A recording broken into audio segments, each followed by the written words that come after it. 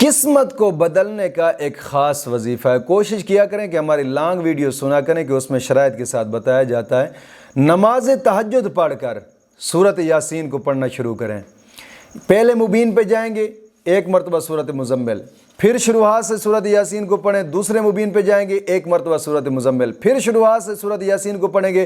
तीसरे मुबीन पे जाएंगे, सूरत मुज़म्मिल एक मरतबा, फिर शुरुआत से यासीन को पढ़ें।